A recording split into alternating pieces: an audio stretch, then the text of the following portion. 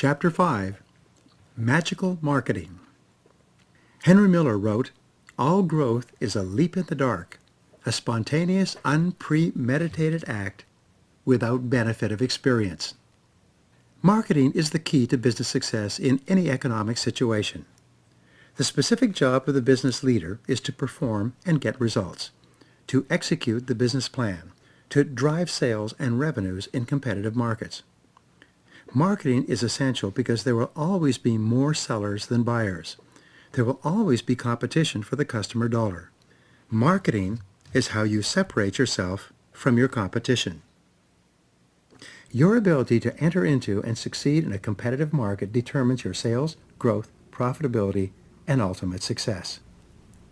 Definition: the purpose of marketing is to make selling unnecessary.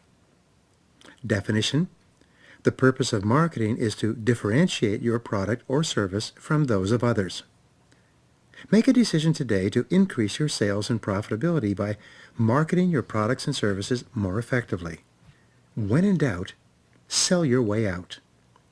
Start with your company. What business are you in today? Define your business in terms of what you do and what your product does for your customers. How does it improve their life and work? What business are you really in? Define your business in terms of the practical and emotional impact that your products and services have on your customers. As Estee Lauder once said, "We don't sell cosmetics, we sell hope."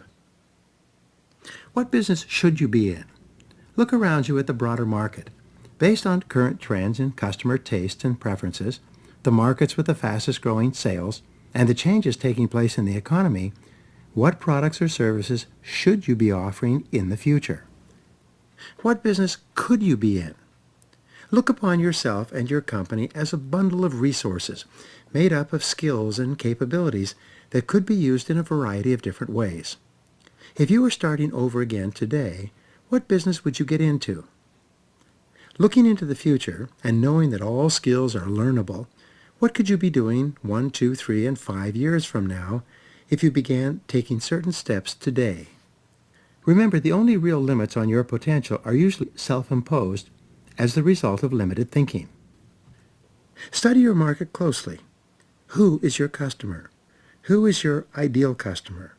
Who is your perfect customer? Imagine running an ad for perfect customers, as though you were running an ad to hire a person. How would you describe the right person to buy what you sell without mentioning your product? What is the age or age range of your ideal customer? What will it be in the future? How could you improve or alter your products so that they appeal to a wider range of prospective customers? What is the job, occupation, or position and income of your ideal customer? What changes could you make in your product so that you appeal to a wider range of these customers? What is the income of your ideal customer? Could you change your product offering so that it was more appealing to people with higher incomes? What could you do to appeal to people with lower incomes, the mass market? What is the educational level of your customer? Could you make your advertising simpler and easier to understand, or should you make it more sophisticated and subtle? What is her level of knowledge, experience, and familiarity with your product or service? Is your product new and different, or tried and true? What is the purchasing history or experience of your customer? What has she bought in the past that can be an indication of whether or not she can or will buy your product in the future? What does your customer consider value when considering a purchase of a product like yours? Why does your customer buy from you rather than from someone else? Why would they? Why should they? Why could they? What needs does your customer seek to satisfy by purchasing your product or service? How will your customer be better off, emotionally and physically, after buying what you sell? What is the primary fear that holds a qualified customer back from buying your product? What could you do to remove this fear? Effective marketing strategy is the key to multiplying your business results. Now idealize. Imagine that you have no limitations in the acquisition of ideal customers for you and your business. If you could attract any customers at all, who would you want to have as your customers? Visualize. Project forward 3 to 5 years and imagine that your business was perfect in every way. What would it look like? What would you be doing differently from today? Imagine that 5 years from today, your company had the best name and reputation of any company in your industry. Imagine that a writer from a major magazine or newspaper was going to write a news story about you and your company. What would you want them to say? If your company was ideal in every way, how would the reporter describe the quality of your products and services in comparison with your competitors? What kind of reputation would you have? What words would he use? How would the reporter describe your business? How would he talk about you, your products, your quality of customer service, your people, and your internal operations? If your business was perfect, what would be your annual revenues? What would be your level of profitability? What percentage of sales? What amount in dollars? If your company was perfect, what kind of people would you have working for you? What kind of managers would you have? What kind of staff? What kind of salespeople? If your future was perfect, what would your personal situation be? How much would you be earning? What would be your position? Where would you be in your field and your career? Practice zero-based thinking to remain flexible and to clear your mind. Keep asking yourself, is there anything that I am doing today that, knowing what I now know, I wouldn't start up again today if I had to do it over? Be prepared to evaluate and change any part of your business if, knowing what you now know, you would not start it up again today. Be clear about your mission. Your mission statement governs everything you do, especially in marketing and in regard to your customers. This is a present tense goal statement of what you want to accomplish with your business sometime in the future. A good mission statement is simple and clear. It contains both a method and a measure. A child should be able to tell you if you have accomplished it or not, or how far away you are. AT&T's mission statement fit this description perfectly. They said, "Our mission is to install a telephone in every home and office in America." This mission governed their activities for almost 100 years until it was accomplished. Bill Gates of Microsoft became the world's richest man with his mission at the beginning of the personal computer age was, "Our mission is to have a computer on every desktop." For example, you could say, "Our mission is to be recognized as the very finest provider of our product or service in the marketplace and to achieve a level of sales of X number of dollars with a net profit on sales of X number of dollars." Specialization. This is the starting point of marketing and the essential policy for standing out in a crowded market. You can specialize by offering a product or service that is unique, different, or unusual in some way. What is your area of specialization today? What will it be if current trends continue? What could it be if you were to make changes to what you do or offer?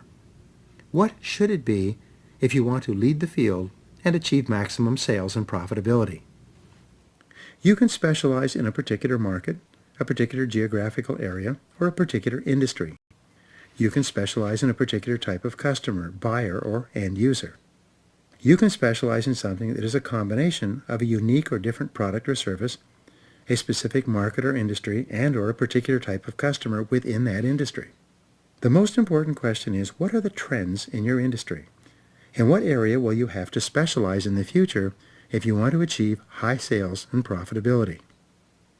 Differentiation. This is the inner game of marketing and the primary focus of all your marketing and sales efforts. This answers the question, why should I buy from you rather than from your competitor? What is your competitive advantage? What is it that you offer that your competitors do not? What is it that you do that gives you an advantage over any of your competitors? In what ways are your products or services superior to that of all your competitors? This area of superiority becomes the central focus of all your advertising, sales, and marketing efforts. Your product or service must be better in 3 different ways for you to survive and thrive in a crowded marketplace. Your product must be better, faster, cheaper, easier to purchase, more convenient, or something else. What are your 3 areas of superiority? What is your area of excellence? People only buy a product or service because they feel that it is better in some way in comparison to anything else that is available.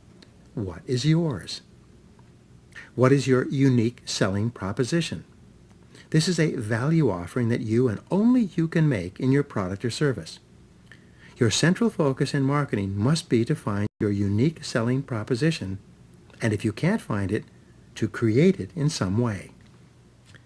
Sometimes your area of excellence, your area of superiority, your competitive advantage, and your unique selling proposition are all contained in yourself personally. Sometimes it is the fact that you and only you can deliver your products and services that makes them superior to that of a competitor. Segmentation. This is the process of determining your very best prospective customers for your area of specialization and differentiation. Define your ideal customers clearly. The biggest mistake you can make is trying to machine gun your market rather than focusing on individual customers who are high probability purchasers. Who are those prospects who can most benefit from what it is that you specialize in doing and your unique area of excellence? These are the customers who can and will buy sooner than anyone else. An ideal prospect is someone who has a genuine, immediate need for exactly what it is that you offer. How would you describe this kind of prospect? Where would you find him or her? An excellent prospect is someone who knows you, likes you, and respects your business. An excellent prospect is someone who already consumes your product or similar products or services and is highly satisfied with them. The best definition of a high probability prospect is someone who can and will buy and pay within a reasonable period of time.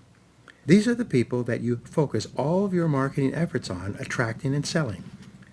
An excellent prospect or customer is a good source of referrals to other excellent prospects and customers. Sometimes one highly respected buyer can open the door for you to many other customers. Concentration. This is the real key to success in marketing and selling. This is where you focus all of your time, attention, and resources on your very best potential customers. Practice the 80-20 rule. Who are the customers in the top 20% of the market for what you sell? What element of your products or services, your competitive advantage, your value offering, do you emphasize the most in your sales and marketing messages? Where do you concentrate your advertising? In what media? What do you say via this media aimed at your very best possible prospects? What are your very best methods of selling your product or service to others? What are the methods of selling that get you the greatest possible results with the lowest possible expenditure of time and money? What are your very best distribution channels? What are the different ways that you can move your product or service to your marketplace? The marketing mix. There are 7 different elements that determine all sales and marketing success. Single changes in just one element of the marketing mix can double your sales and profitability. Number 1, product. What is your product or service exactly in terms of how it benefits and improves the life or work of your customer? Is it the right product for this market at this time? 2, price. How much do you charge, and is this price reasonable, competitive, and profitable in today's market based on current market conditions? The third element is promotion. What are all the different ways that you advertise and sell your product? Are there other methods that you could use to promote your product or service in different markets with different advertising media or different people? The fourth element is the place. Where exactly do you sell your product and services? Are there other places that you could offer your product or services for sale? Number 5 is positioning. How are you thought about in the hearts and minds of your customers? What words do people use to describe you and what you sell? What words would you like them to use? What words would it be helpful for them to use? What could you do starting today to leave a particular impression in the minds of the customers that you want to influence? Number 6, packaging. How does your product or service look on the outside? Is there any way that you could change the way your product or service is packaged so that it appears more attractive and desirable to more of your ideal customers? Number 7 is people. Who is going to carry out each part of your marketing and sales strategy? Do your people present the ideal image of your company and your products and services? Is there anyone working with you or for you today that knowing what you now know you wouldn't hire again today. The ultimate customer experience. Quality is what the customer says it is. It is what your customers consider to be most valuable and important that becomes the central focus of all your marketing and sales efforts. Quality leadership is the best marketing strategy. In every market, the product or service that has the highest perceived quality in the opinions of customers turns out to be the most profitable. On a scale of 1 to 10, how does your product or service measure up against your competition? Be honest. What could you do starting today to improve your quality ranking? Commit yourself to CANEI, C-A-N-E-I, which stands for Continuous and Never-Ending Improvement of your product or service. Never be satisfied until your customers tell you that you are the best. There are two elements of quality. Number one is the product or service itself. Quality is defined as your product or service does what you say it will do when you sell it and continues to do it. Your quality rating is determined by the percentage of times that your product actually works and gets the results that people expected when they bought it.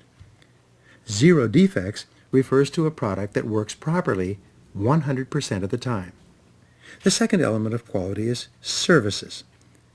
It is the way the customer is treated at every stage of the sales process, including selling, serving, delivering the product or service, and follow-up services afterwards.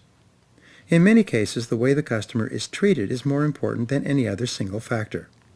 Give yourself a grade of 1 to 10 on your customer service. Would customers in a public opinion survey rank your company as giving the best customer service, or would they rank you somewhat lower? Whatever your answers, think about what you can do today to improve the quality of your services to your customers.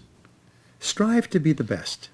What would you have to do for your customers to rate you as the best in your business?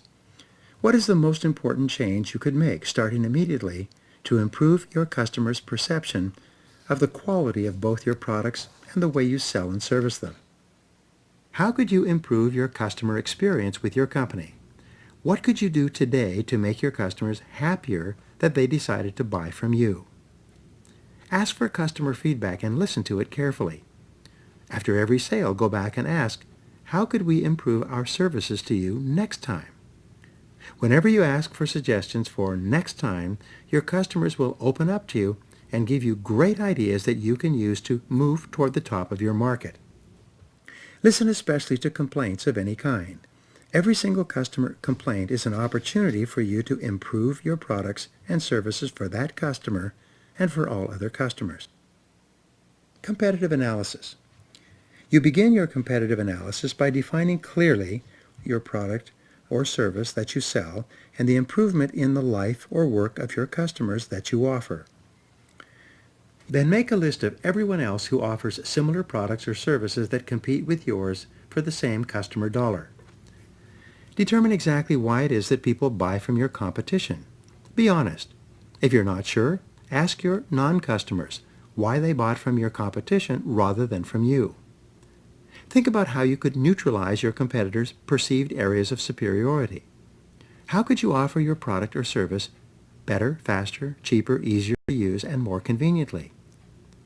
What is your value offering? What specific value do you offer in exchange for the customer dollar? You must be clear about your answer to this question. What is your competitor's value offering? What is it that they offer to do that your customers consider to be superior to your value offering? What do you have to offer to your customers in order to win them over from your competitors? The key to competitive success is for you to be the best in your market niche. It is for you to select an area of specialization, to differentiate your product or service on the basis of where you are superior, and then to focus and concentrate all of your efforts on those customers who value what you do more than anything else that your competitors offer. Identify your core business. Marketing success is a result of focusing on your core business. Core products and services. What are your core products or services? These are the products and services for which you are known. These are the products and services that you produce and deliver in a superior way that is superior to any of your competition. These are the foundation products or services of your business. It's absolutely essential that you are clear about these core products and services and that you continually improve in both producing them and selling them. What are your core competencies? These are the special talents and skills that you and your company possess that enable you to survive and thrive in your marketplace. A major mistake that some companies make is to deviate from their core competencies and begin getting into areas where they do not excel. Which of your products or services are the most profitable? On a regular basis, you should carefully analyze every product and service that you produce and sell to make sure that you know how much profit you earn from each one. Many companies are finding that their highest volume products are also their lowest profit products.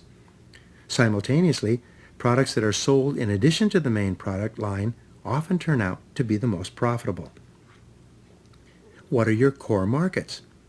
Who are your most important customers? Where do most of your sales come from? Which customers do you tend to satisfy the most and the most easily? Whatever your answers, you need to continually focus on these core markets. It's easier and less costly for you to grow sales in these markets than anywhere else. Who are your core customers? What are the specific demographics and descriptions of the people who buy the very most from you and who are the very happiest with what you sell? Where can you find more of these customers? What are your core advertising methods? These are the advertising methods that get you the highest number of qualified leads for dollar of expenditure. This is where you need to focus your promotional dollars. What are your core selling methods? These are the methods of sale that bring you the very most sales in the shortest period of time. It's essential that you continue to improve and expand your core selling methods. Who are your core people? These are the most important people both inside and outside of your business for market and sales success. It's absolutely essential that you continue to appreciate and reward these people. They are the heart of your business. The customer is king or queen. The purpose of a business is to create and keep a customer.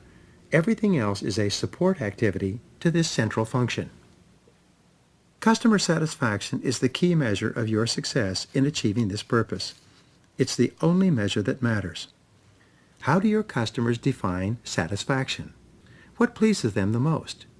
What do your customers like the very most about what you do?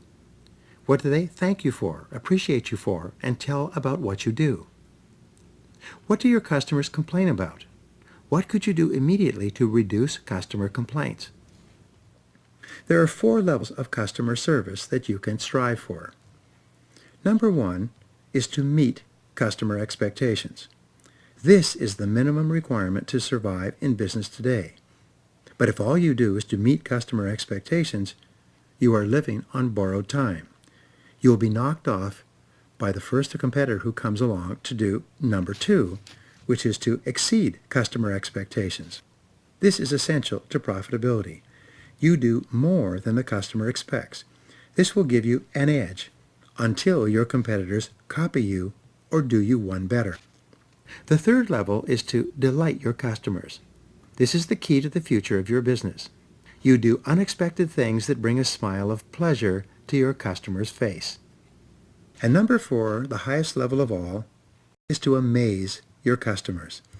This is the springboard to real profitability and growth.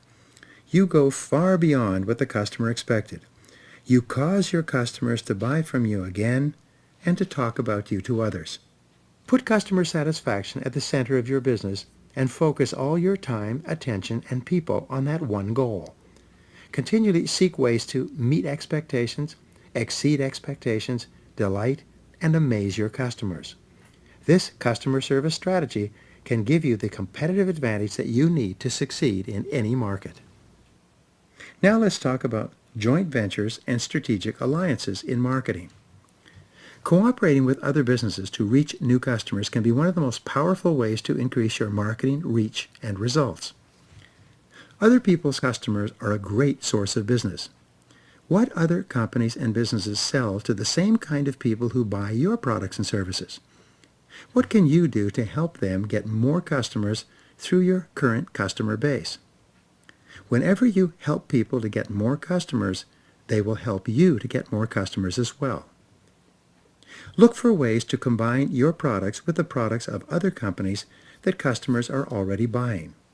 Sometimes you can offer a free gift to go along with another company's product that will open the door for you.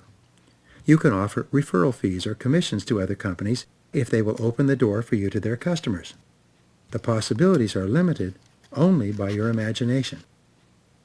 Create new products or services. Be prepared to create new products and services for new markets.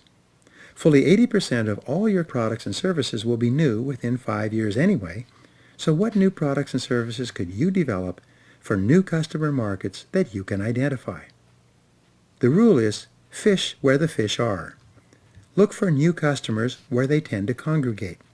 Sometimes you can find a motherlode of customer gold in a particular industry or occupation. Focus on referrals. Focus on creating a golden chain of referrals. Develop a series of overlapping referral methods and systems that bring you a steady stream of new customers. Ask this question every day. What would have to happen for your customers to give you referrals? What would you have to do? What could you do starting immediately to encourage your customers to give you qualified referrals? Here's the summary of this chapter. Spend 80% of your time thinking about marketing. From the time you get up in the morning to the time you go to bed at night, you should be constantly looking at ways to find and create customers faster, better, cheaper, and more efficiently than your competition. Your ability to creatively market and sell your product or service is the key to business success. The more you think about marketing, about specializing, differentiating, segmenting, and concentrating, the more ideas you will come up with that will enable you to sell more of your product at better prices to more customers in any market. When you become a superb marketer, your business future becomes unlimited. Chapter 6. Masterful Management. Your ability to manage yourself and others for maximum performance is the key to your success as a leader. The 80-20 rule applies to management. Fully 80% of management is mental. The very best managers have the best thinking tools. The more managerial thinking tools you have, the better decisions you will make and the better results you will get. Let's start off with the 7 C's of management. There are 7 thinking strategies that you can learn that can dramatically increase your ability to get more done as a leader. Number 1 is clarity. Fully 95% of success starts with your becoming absolutely clear about what you are trying to accomplish, your business goals and objectives. You must be absolutely clear about your values, vision, mission, and purpose. What do you stand for and believe in? What are your guiding principles and values? What will you not stand for or put up with? What are you trying to accomplish in each part of your business? What are these specific, measurable, time-bounded goals that you must achieve to fulfill your responsibility as a leader? Why are you on the payroll? Does everybody know your goals for the business and their specific role in relation to achieving those goals? Number 2 is competence. To fulfill your potential, you must become excellent at what you do. Resolve to be the best, to join the top 10% in your field. Set your standards high. Look around you at the best people in your business and think about how you could be as good or better at your job than they are. The good news is that all business skills are learnable through practice and repetition. The top people in every field got there by continually working on themselves, often for many years, before they finally broke from the pack and moved ahead. And what others have learned and done within reason, you can do as well.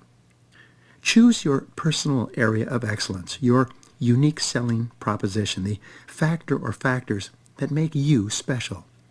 Just as a company and product must be excellent and special in some way to stand out in a competitive market, so must you. Your decision to excel in a particular area moves you into the top 10% in your field because most people never make that decision in their entire careers. The key to moving from good to great in your field is to ask yourself the brutal question: why aren't you already the best at what you do? The answer is always the same.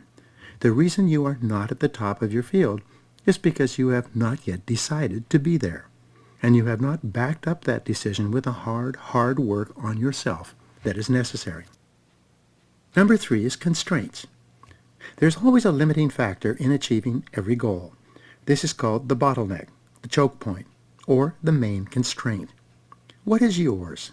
What sets the speed at which you achieve your goals? What holds you back? You apply the principle of constraints by first becoming very clear about the goal you are trying to accomplish. Then you ask, what determines how fast I achieve this goal? If you want to increase sales and profitability, reduce costs, develop a new product or service, or move into a new market, you must identify the limiting factor in every process. The 80-20 rule applies to constraints in a special way. It says that 80% of the reasons you are not achieving your goals are within yourself or your company. Only 20% are on the outside. Most people begin their search for what is holding them back by looking outside and blaming their lack of progress on external factors. But the leader always starts by asking, what is it in me that is holding me back? What is it in your company that holds you back from achieving your business goals? It's usually the lack of a skill or quality in an individual and the lack of a competence or capability in a business. The other 20% of limiting factors or constraints is contained in the outside world, the business environment, and other people over whom you have little or no control. But you should always start with yourself. Once you've identified the correct constraint, you then focus single-mindedly on alleviating the one constraint that is holding you back more than any other. The biggest mistake that managers make in constraint analysis is that they settle on the wrong constraint. They jump to a false conclusion and go off in the wrong direction. In Chapter 11, you will learn how to avoid this tendency and make much better decisions. The 4th C is creativity. There's a direct relationship between your ability to find better, faster, cheaper ways to achieve your business goals and the success of your enterprise. There's a direct relationship between the quantity of ideas you come up with and the quality of the idea that you eventually decide upon. The starting point of unlocking your creativity is for you to identify the problem, roadblock, or obstacle clearly. Slow down, get the facts, and be sure that you are attempting to solve the right problem. Gather information. Ask questions of other people who may have had experience dealing with this sort of situation. Listen carefully. Take notes. Remain calm during the fact-gathering process. This calmness keeps your brain's frontal lobe, the area responsible for analysis and decision-making, functioning at its best. Take a sheet of paper and write down every detail about the problem or difficulty that you can think of. Writing with a pen is a psychoneuromotor activity that activates your right brain and often gives you great ideas or solutions in as little as one exercise. Another way to generate multiple ideas is to practice mindstorming. In this exercise, you frame the problem or goal as a question and then generate 20 answers to that question. Select one answer and implement it immediately. The fact is that you are a potential genius. You have enormous reserves of creativity that you can tap into almost at will. Your creative mind is like a muscle. The more of your creativity that you use, the faster and more responsive it becomes. The 5th C is continuous learning. The hallmark of leaders is that they are continually getting better. They never stop learning. As Pat Riley, the basketball coach, said, "If you're not getting better, you're getting worse." Charlie Jones, the businessman and speaker, often said, "You will be the same person in 5 years that you are today, except for the people you meet and the books you read." Zig Ziglar said, "Not all readers are leaders, but all leaders are readers." Reading is to the mind as exercise is to the body. Resolve today to read 30 to 60 minutes daily in your field.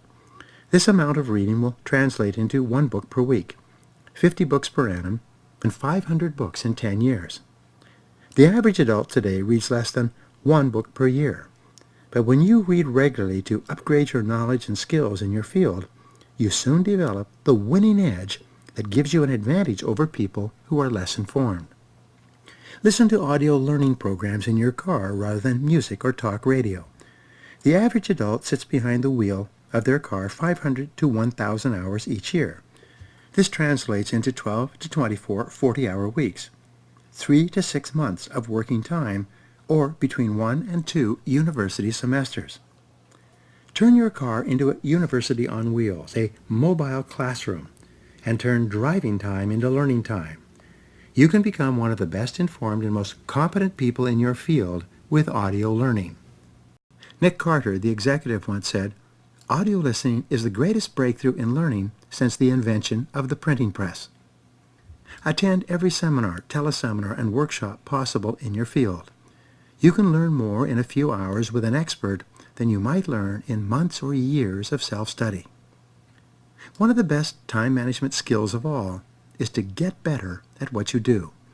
By becoming excellent in your field, you can save yourself years of work in getting to the same level of income and authority. The 6th C is concentration. This is the ability and discipline to focus your energies where great results are possible. Every great accomplishment is preceded by a long period of single-minded concentration. When you set your goals, ask yourself, if I could only accomplish one goal on my list, which one goal would have the greatest positive impact on my life? Whatever your answer to this question becomes your major definite purpose, your focal point for the future. You then make a list of all the things that you could do to achieve this goal and organize the list into a plan. Take action on your plan and resolve to do something every day to achieve your most important goal. By concentrating on a single goal, your most important goal, you will begin to perform at higher levels in every area of your life and work. What are the most important things you do each day? The law of 3 in the workplace says that there are only 3 things that you do in the course of your work that account for 90% of the value you contribute to your company. What are they? To determine them exactly, take a sheet of paper and make a list of everything you do at work in the course of a month. You then read over your list and ask this question. If I could only do one thing on this list all day long, what one activity would contribute the greatest value to me and my business? Put a circle around your answer. You then ask, if I could only do 2 things on this list, which would be the second activity that would contribute the greatest value? And put a circle around that item. Finally, you ask, if I could only do 3 things on this list all day long, what would be number 3? From now on, spend more and more of your time on those 3 items. Concentrate on the most valuable use of your time. This decision alone will double and triple your effectiveness and productivity. Identify the 3 best opportunities for you and your business right now, and resolve to concentrate on bringing them to fruition. Discipline yourself to work continually on those tasks that can make the biggest difference in your results, both in the short term and in the long term. The 7th C is courage. This is the one quality that makes all things possible, the vital quality of leadership. Courage is the willingness to take risks, to take action with no guarantees of success. There are 2 types of courage. The first is the courage to begin, to try something new, to move out of your comfort zone with the very real possibility of failure. As Peter Drucker once said, whenever you see a successful business, someone once took a big chance. The second form of courage is the courage to endure, to persist, to keep on in the face of temporary discouragement and defeat. Napoleon Hill wrote, "Persistence is to the character of man as carbon is to steel." The wonderful thing about courage and persistence is that they are learned traits as the result of practice and repetition. When you act courageously, even when you feel afraid, you eventually develop the habit of courage. When you persist, even though you feel like quitting from fatigue or disappointment, you eventually develop the habit of persistence. Now, moving on. There are 7 roles of the manager. that you must learn and apply. In any enterprise, each of them is only learned through trial and error and continuous practice. But they are all learnable and must be learned for you to realize your full potential as a leader. One of the most important management qualities is flexibility. The more different mental tools and skills you have to get the most and best out of your people, the more flexible and therefore the more effective you can be as a manager.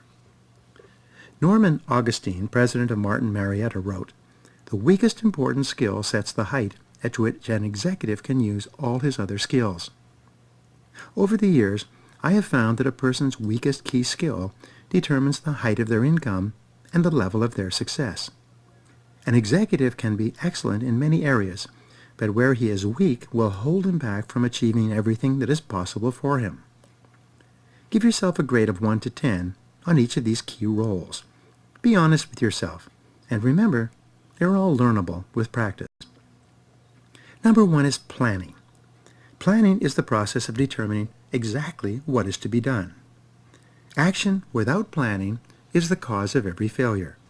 Action preceded by thorough planning is usually the reason for every success. Think on paper. Write down every detail of the goal or objective and every step you'll have to take to achieve it. Get the facts, especially the financial facts. Refuse to rely on guesswork or to hope that everything will turn out all right. Be mentally prepared to abandon the plan and try something else if you learn that it can't be done using the method you started with. Just as there is an 80-20 rule, there's also a 10-90 rule that says that the first 10% of the time you spend in planning often accounts for 90% of your success when you put your plan into action. In business strategy, the purpose is to increase return on equity, or ROE. The goal of the company is to earn the very most possible on the amount of money invested in the business. In setting personal strategy, your goal is to increase return on energy, the amount of mental, emotional, and physical energy that you invest to get results. Because you save 10 minutes in execution for every minute you invest in planning, you achieve an ROE of 1,000% by thinking through every critical detail before you begin. Remember the 6P formula. Proper prior planning prevents poor performance. Your ability to plan thoroughly in advance is a key management skill and is essential for business success. The true measure of your ability in planning is simple. Your plan works. As the result of your plan, you get the results you projected. If your plan doesn't work, you must change the plan until it does. One of the major reasons for failure as a leader is the inability or refusal to change plans from one that is failing to one that succeeds. The number 2 role of managers is organizing. This is the process of assembling the people and resources you will need to fulfill the plan and achieve your goals. This is a key skill of leadership. People with good organizational skills are invaluable to any organization. Nothing is possible without them. In its simplest form, organization requires that you make a list of everything you will need to carry out the plan on schedule and on budget. These ingredients include money, people, offices, equipment, and technology. Your list should be complete before you take action to ensure that you do not forget something essential. You've heard the old saying, "For want of a nail, a horse was lost. For want of a horse, a rider was lost. For want of a rider, the battle was lost. From the loss of the battle, an empire was lost. Oh, what a loss for one small nail." Organize your list of requirements by sequence, what you need to do before you do something else, and by priority, by what is more important and what is less important. Start on the most vital elements of your plan first. Accept or assign clear responsibility for each task or activity. Practice the 20-80 rule of organization. This rule says that the first 20% of time that you spend planning and organizing is as valuable or more valuable than the remaining 80% of tasks. The third role of managers is staffing. You must attract and keep the people you need to carry out the plan and achieve the results desired. Your ability to hire and keep the right people will account for as much as 95% of your ultimate success.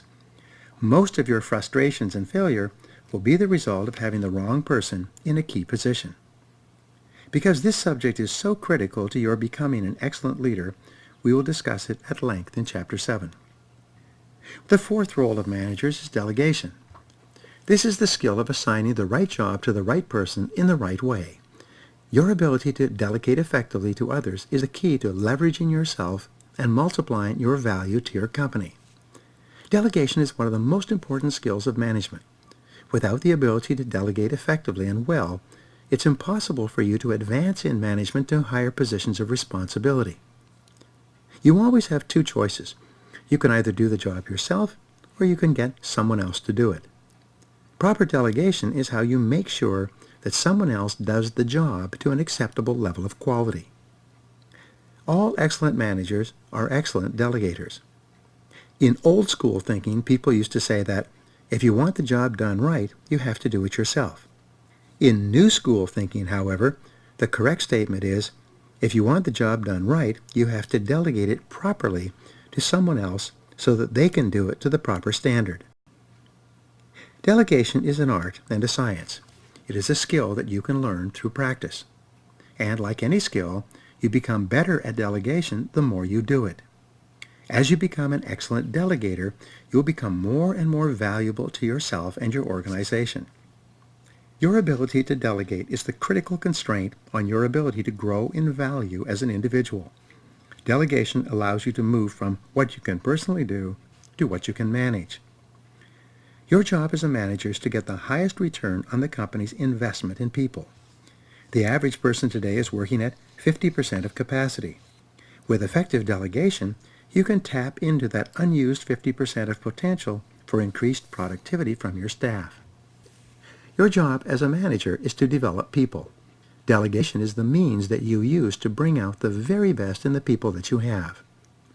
Delegation is how you maximize the productivity of your staff.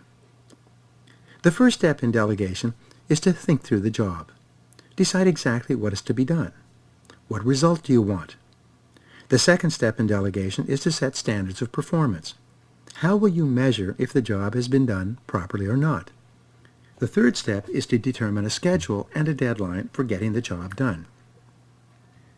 The task-relevant maturity of your staff member determines your method of delegation. This refers to how long they have been on the job and how competent they are. Low task-relevant maturity means that they are new and inexperienced in the job. In this case, you use a directive style of delegation. You tell people exactly what you want them to do. Medium task-relevant maturity means that they have experience in the job. They know what they are doing. In this case, you use the management by objectives method of delegation.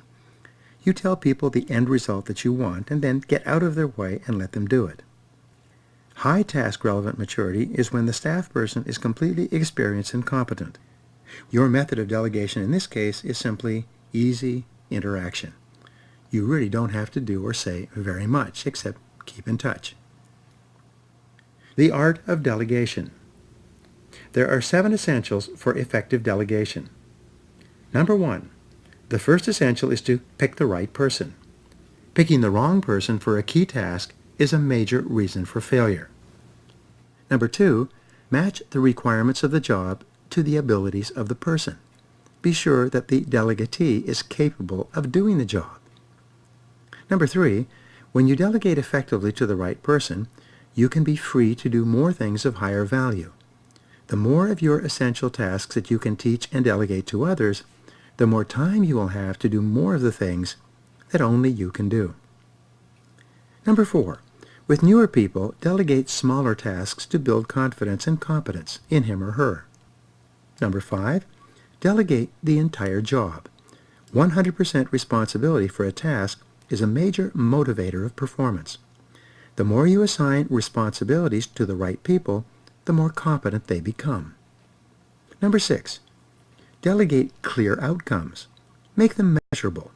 If you can't measure it, you can't manage it. Explain what is to be done, how you think it should be done, and the reasons for doing this job in the first place.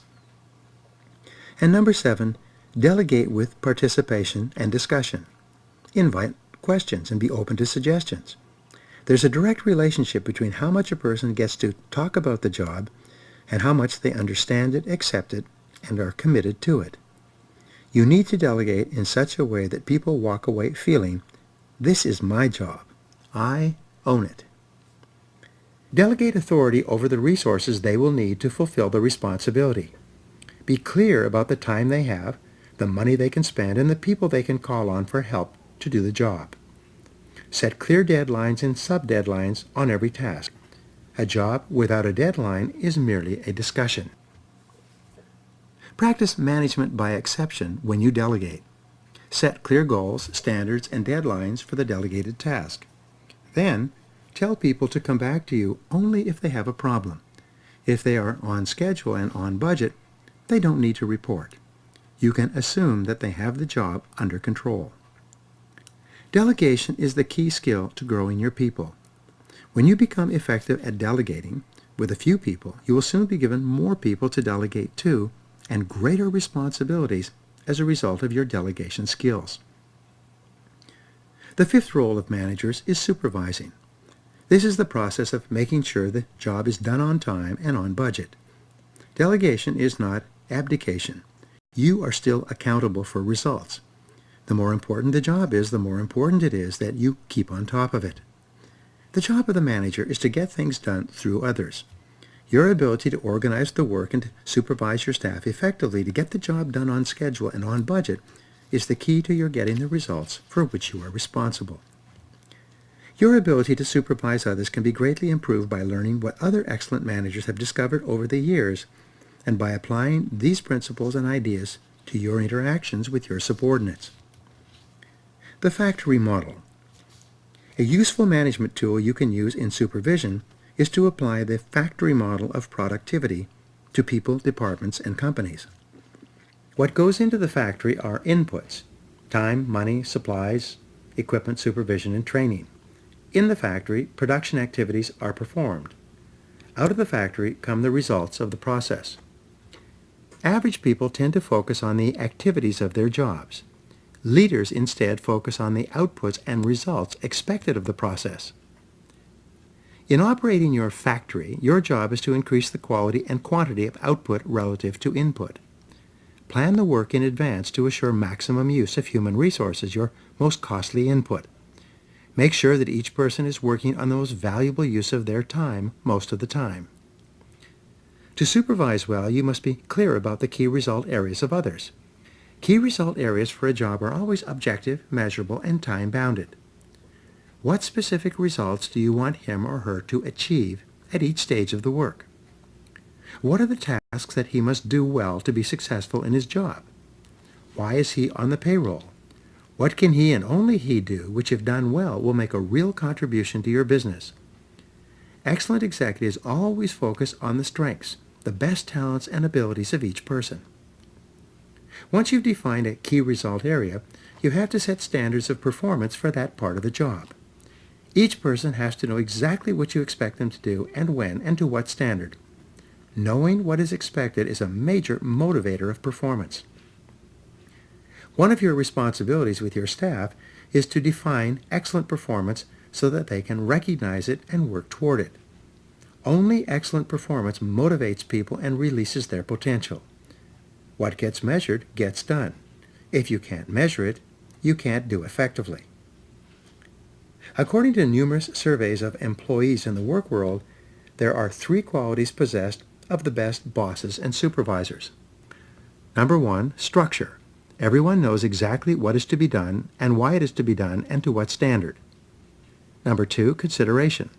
The boss makes employees feel that he or she really cares about them. And number 3 is freedom. Good bosses give their people freedom to perform. Once they have assigned a task, they try to stay out of the way, except to comment and to help when needed. One of your jobs as the leader is to be a teacher as well. The reason you are in charge is because of your superior level of knowledge and skill. One of the most helpful things you do is to pass on your knowledge and skill to others who report to you. Teach other people how to do the job that you have already mastered. You multiply your output by teaching someone else how to do something that only you can do. you increase their value to the business. Inspect what you expect. The most important part of proper supervision is for you to inspect what you expect. When you inspect what you expect, you convey to the staff person that this job is important. When you regularly check and ask to find out how the job is going, the person responsible feels that this job is important and he is much more likely to get it done on time. One of the best supervision techniques is called management by wandering around. This is when the manager is out and among the staff on a regular basis, keeping his hands on the pulse of the business. By wandering around, you get immediate and timely feedback about the work and can act quickly to solve problems or make decisions. The power of feedback. Ken Blanchard says, feedback is the breakfast of champions. Everyone wants to know, how am I doing? To use feedback the most helpfully, tell people how they are doing regularly. Especially, catch them doing something right. Look for reasons to praise their work and performance. Make them look forward to seeing you coming. When they make a mistake, give them feedback non-judgmentally as information on performance. Instead of criticizing them, say something like, "The next time this comes up, why don't you do it this way instead?"